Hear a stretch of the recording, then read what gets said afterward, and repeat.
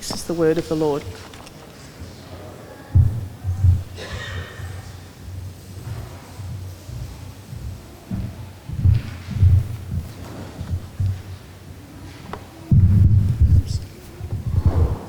Thanks, Anne, for that reading. I want to start off with just a quick thought experiment. Imagine you've won, let's say, $25 million in the lottery. What would you do with it? To be honest, we probably don't need to do this thought experiment because you've probably already done it. We've all done it plenty of times. What I think is interesting when you do ask people is people would say, I'll pay to get the car park fixed. And we'll flatten out those pavers, or they'll be thinking about how they could bless people around them. But what I'd like to think about today is, what would you pray for if you knew that God would answer the prayer? So what would your prayer be? Where would your imagination run? You know, we see this in verse 7 today of the reading. We have that if we remain in God and His words remain in us, we can ask anything and it will be given to us. I have prayed a prayer myself over the years that I would really like to come. I really like this one. I would like a Control-Z in my life. Have you ever been using a computer, you make a mistake and you just press Control-Z or Command-Z if you're a Mac user, but you press Z and you can go back to exactly where you were. I don't know how many times I have said dumb things. I realise what I've done and just gone, can I take that back? Can I just Control-Z that? Can everybody just pretend it didn't happen? That would be my prayer. And I think that would be a blessing for God. But anyway, enough about my prayers. I want to have a look at a case study from the Bible. And this comes from 1 Kings 3, and it's King Solomon. So King Solomon was dreaming about becoming the king. I'll just show you some pictures. This is at the New South Wales Art Gallery.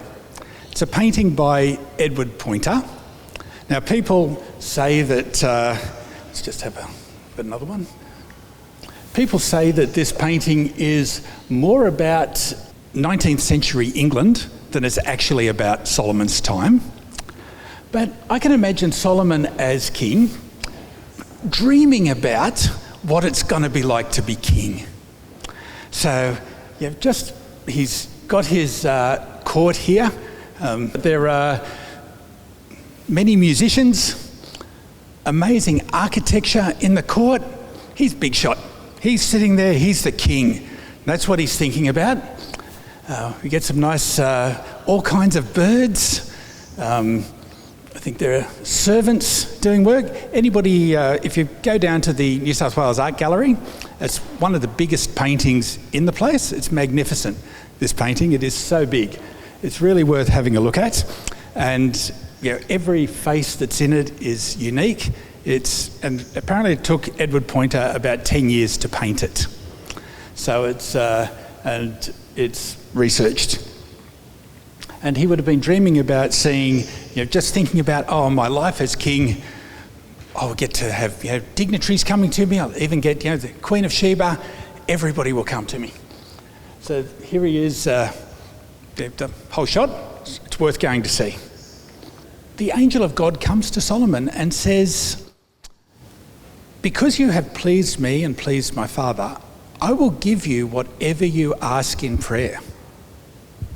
Can you imagine God coming to you and saying that? What would you ask for? God says to you, anything you ask in prayer. Lotto numbers maybe? What would we ask for? We'd ask for wonderful things like peace. Solomon said, God, I'm going to be the king. I actually need your wisdom to do this job. And then Solomon gets into the nitty-gritty of his actual job. So he's dreaming about being the king and how exciting it's going to be in the court. And then he has to ask God for wisdom, and God says, I will give you wisdom. Not only that, because you have asked for wisdom, I will give you all the things you didn't ask for. And Solomon will be known as the wisest king ever. And the interesting thing in this story is Solomon has asked God for wisdom, and like in Ephesians 3, so this is in the future, the Bible tells us that you'll get more than you could possibly imagine. God is capable of doing more than you can possibly imagine. So when Solomon prayed for wisdom, he got the kind of wisdom that was greater than you can imagine. Then he gets down to the nitty-gritty of his work. You can see here, this is a very simple drawing, but it's a stained glass window, and two women have come to the king for a judgment. So the king gets down to work and he says, okay, one at a time, tell me your story. What's the problem? So the first woman says to the king, she last night fell asleep in bed, fell asleep on her baby and caused the baby to die. Then she woke up and swapped her baby with my baby. And the other woman said, this is not true. She actually had a dead baby. Her baby had died. So Solomon looked at the situation. Two women are quite distraught. And then he simply stated the situation back. And he said, so we have two women, two babies. One's alive and one's dead. And you both claim to be the mother of the living baby. He said, okay. And they all said, yes, that is the truth. That is what has happened. So the king said, okay, I got a solution. Now we'll look at a 16th century piece of art. Here we have the court. We have a dead baby on the ground, the living baby being held, and the king says, cut the baby in half and give both mothers half each. And as we're looking at some colour here, I thought I'd add some colour to this story myself. So if you need to check the Bible, check the Bible, but we're now just going into a bit of colour. So Rubens also did the same picture, and we can see the king directing the executioner. But before this happened,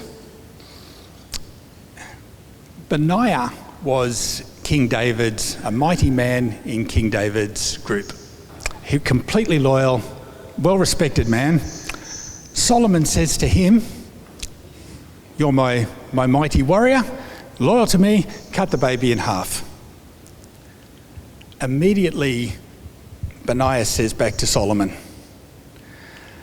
my lord, I have served your father, I have served you, I have been in many battles.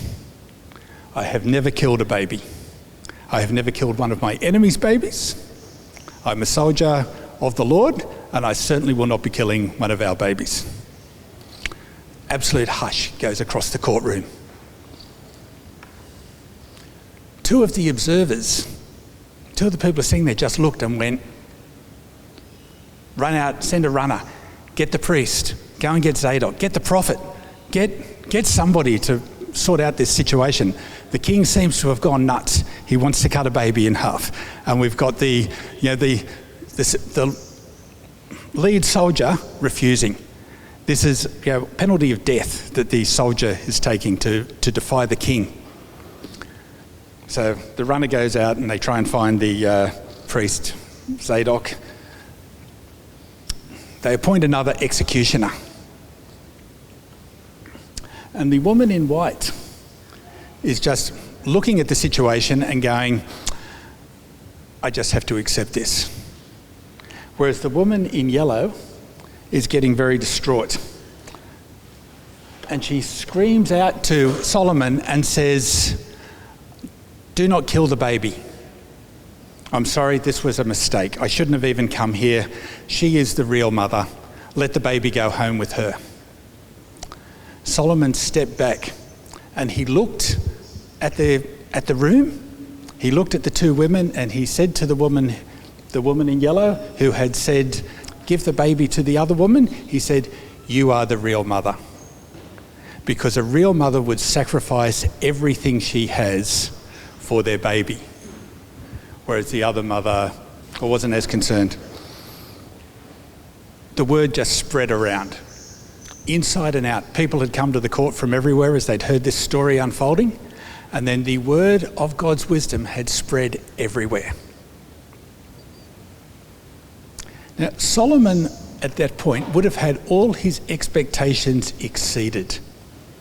He was expecting, when he asked God for wisdom, that he would just be able to do the routine jobs of the court and it would all go swimmingly. But instead, God gave him a very difficult case and great wisdom to solve it, and also a reputation. I remember a few weeks ago, David Gore talked about if we asked God for everything that we want, and then we actually got everything we wanted, life would be quite disappointing, because all you would get is everything you want. Solomon received so much more. And God's promises are just so much more. Now, in my prayer for a Control Z in my life, I have got much more. I've got a forgiving community that I'm still part of. That's fantastic. The Lord has slowly been giving me wisdom not to need Control Z as often as I used to. I still do. And also he's giving me an understanding of others when I've seen them needing a Control Z.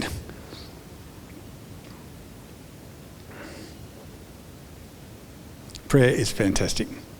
So to wrap up, on the 28th of April 2024, let the words of John 15:7 resonate within us. If we remain in him, in Jesus, and his words remain in us, God will answer our prayers.